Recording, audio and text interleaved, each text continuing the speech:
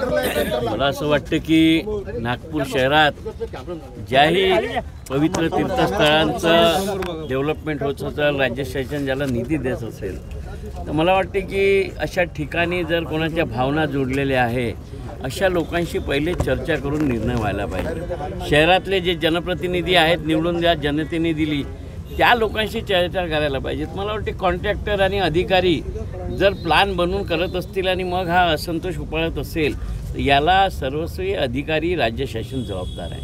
आता भूमिका अशी झाली, अर्धवट काम पडलेलं आहे, राज्य शासनानं स्टे दिलेला आहे, 8 दिवसाचं येणारं अधिवेशन आहे। आम्ही या अधिवेशनाच्या काळात राज्य शासनाला विनंती करणार आहे की भैया तुम्ही लोकांचा अंत पाहू नका। आता अशा स्थितीत जर लोक इथं दर्शनाला येतील आणि आपल्या दीक्षाभूमीच्या ज्या पवित्र कार्यक्रमाला आता 90 दिवस उरले आहे, त्यांच्या मनात संशय निर्माण होईल की यावर्षी कार्यक्रम कसा होणार। म्हणून राज्य शासनाने यामध्ये दखल घेऊन या आठवड्यातच काही ना काही याचा सोक्षमोक्ष लावायला पाहिजे। जर त्यांना हे काम रद्द करायचं असेल तर ते उभारलेले कॉलम नेस्त नाबूद करून पूर्ववत जमीन केली पाहिजे।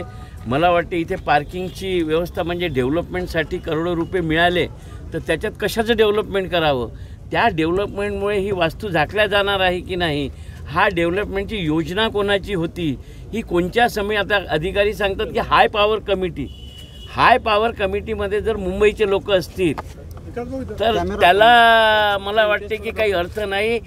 या अशा पवित्र स्थळांच्या डेव्हलपमेंटसाठी नागपूर शहराची एक हाय पॉवर कमिटी बनवायला पाहिजे, ज्यामध्ये जनप्रतिनिधी, या क्षेत्रात काम करणारे, या स्थळांशी जुळलेले लोक आहे, या सगळ्यांशी चर्चा करूनच हे झालं असतं तर हा प्रश्न निर्माण झाला नसता। याच्यात चुकी शासनाच्या अधिकाऱ्यांची आहे, ज्यांच्या चुकीमुळे हे सगळं उद्भवलं।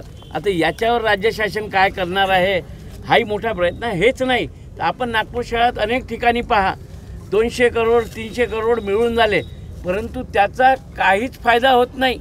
आपण फुटाळा तलावाचं पाहिलं असेल की तिथे 200-300 करोड रुपये खर्च झाले, त्याचा काही फायदा झाला, मग इथे अजून 200 करोड खर्च होऊन झाले। तर एवढा राज्य शासनाचा निधी सत्तेत असलेल्या कोण्याही एका पक्षाचा नाही, हा राज्याचा आहे। आणि म्हणून राज्याचा, जनतेचा हा निधी खर्च होत असताना जनतेच्या भावना, जनप्रतिनिधींच्या भावना या लक्षात घेऊनच प्लॅनिंग झालं पाहिजे। आणि येणाऱ्या अधिवेशनात राऊतसाहेब आम्ही दोघेही सभागृहात आहे, याबद्दल शासनाला जाब विचारू आणि इथे काय करायचं आहे त्याचा निर्णय या आठवड्यात झालं पाहिजे अशी मागणी सुद्धा राज्य शासनाने फक्त निधी दिला आणि हा निर्णय स्मारक समितीने घेतलेला आहे। निधी नाही, हे याचा प्लॅन बनवणारा आर्किटेक्ट हा राज्य शासनाचा होता, स्मारक समितीचा नव्हता।